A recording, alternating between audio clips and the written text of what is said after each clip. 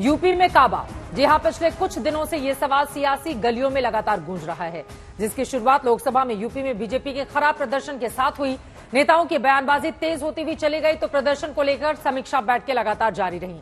लखनऊ के नेता दिल्ली के चक्कर लगा रहे हैं। दूसरी ओर विपक्ष ने इस चिंगारी को हवा देनी भी शुरू कर दी है। योगी आदित्यनाथ और केशव प्रसाद मौर्य के संबंधों को लेकर लगातार चर्चाएं हो रही हैं। अधिकारियों की भूमिका को लेकर बयान तेज हो चले हैं। पार्टी बड़ा या संगठन, इस बयान के अलग अलग मतलब निकाले जाने लगे हैं। अब सवाल यह है कि इस खींचतान का अंत कैसे होगा। क्या यूपी को लेकर आलाकमान कुछ बड़े फैसले लेगा? अब पूरा खेल दिल्ली पहुंच चुका है। यूपी के नेता अगले 3 दिन तक दिल्ली की सियासी गर्मी को बढ़ाने वाले हैं। योगी आदित्यनाथ दोनों डिप्टी सीएम दिल्ली में हैं। यूपी बीजेपी के प्रदेश अध्यक्ष, संगठन महामंत्री भी दिल्ली में हैं। इस पूरी खबर को विस्तार से समझेंगे, लेकिन फिलहाल बड़ी खबर आपको दे देते हैं। कुछ ही देर में आरएसएस की बीजेपी नेताओं के साथ बड़ी बैठक होने वाली है। संघ के साथ यूपी नेताओं की बैठक शुरू होने वाली है। योगी आदित्यनाथ कुछ देर पहले ही राजधानी पहुंचे हैं। वहीं यूपी के दोनों डिप्टी सीएम भी आज ही दिल्ली पहुंचे हैं। बैठक में इन तीनों के अलावा बीजेपी प्रदेश अध्यक्ष भूपेंद्र चौधरी और संगठन महामंत्री धर्मपाल भी शामिल हो रहे हैं। कुछ ही देर में यह बैठक शुरू होने वाली है। यकीनन जिस तरह के आंकड़ों की उम्मीद थी, 80 में से उस तरह के आंकड़े, अपेक्षित नतीजे 2014 और 2019 की तरफ बीजेपी को नहीं मिले। सबसे बड़ी पार्टी समाजवादी पार्टी बनी 37 लोकसभा सांसदों के साथ। इसी वजह से यहां पर लगातार सवाल पूछे जा रहे हैं कि अगर हार हुई है, सीटें कम हुई हैं, तो उसके लिए जिम्मेदारी, जवाबदेही किसकी है, कारण क्या रहे। इसको लेकर अब तक कई रिपोर्ट भी तैयार की जा चुकी है, लेकिन इन सबके बीच संघ के साथ ये बैठक महत्वपूर्ण मानी जा रही है। आपको बताते चले, इसके पहले संघ प्रमुख गोरखपुर गए हुए थे, लेकिन वहां पर योगी आदित्यनाथ और संघ प्रमुख के बीच कोई मुलाकात नहीं हुई थी। लेकिन चर्चा लगातार जोरों पर थी। फिलहाल दिल्ली में कुछ ही देर में आरएसएस की बीजेपी नेताओं के साथ बड़ी बैठक होने वाली है। इस बैठक से क्या निकलकर सामने आता है, ये देखना काफी ज्यादा महत्वपूर्ण रहेगा, क्योंकि बार बार सवाल पूछे जा रहे हैं कि राम मंदिर का निर्माण होने के बावजूद अयोध्या कैसे हारी बीजेपी, वहीं पूर्वांचल में सीटें क्यों कम हो गई। ये जो आरक्षण या फिर संविधान का मुद्दा बार बार विपक्षी दलों की ओर से उठाया जा रहा है, इसकी काट क्या है।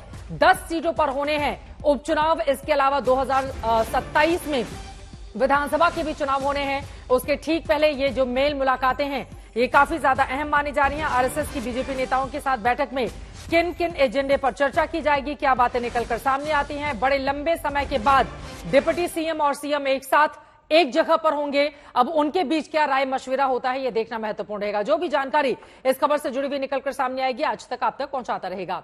अब सवाल यह है कि आखिर इस बार यूपी के नेताओं के दिल्ली दौरे की इतनी ज्यादा चर्चा क्यों हो रही है, इस दौरे के मायने क्या है। चलिए सबसे पहले उसको समझा देते हैं। सबसे पहले बात आरएसएस की बैठक की कर ले। यूपी में बीजेपी के खराब प्रदर्शन के बाद आरएसएस की एक तरह से यूपी को लेकर सबसे बड़ी बैठक है।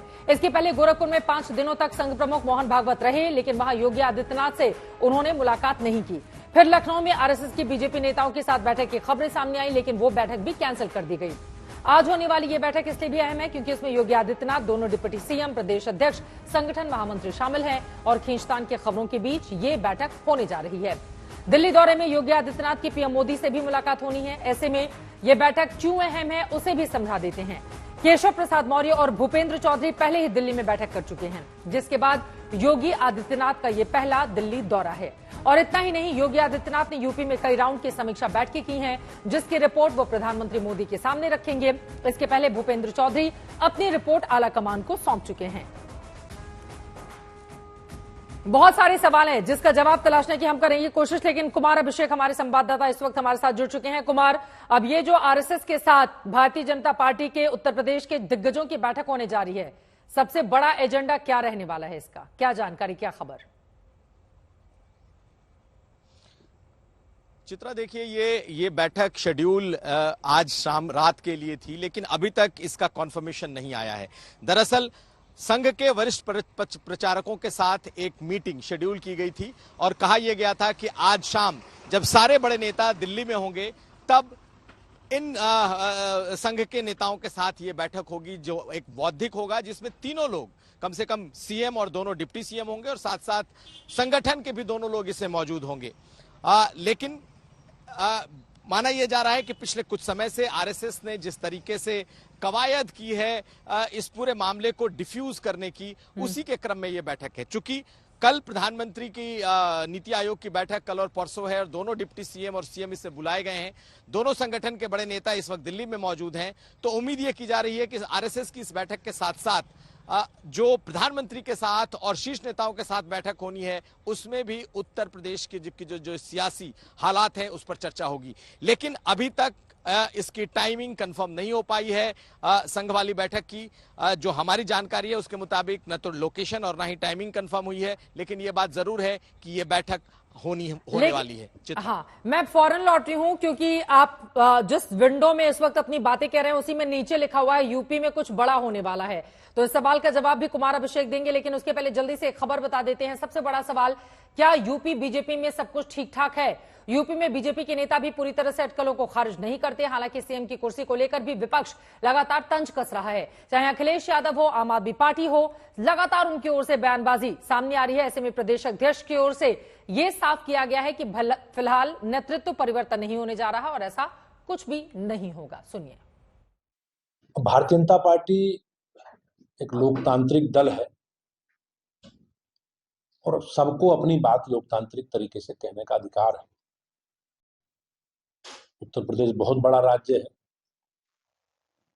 और उन परिस्थितियों में पार्टी की स्थिति, हम लोग अनुशासन के साथ आगे बढ़ रहे हैं, लेकिन कुछ चीजें मीडिया में, सार्वजनिक जीवन में रहती हैं।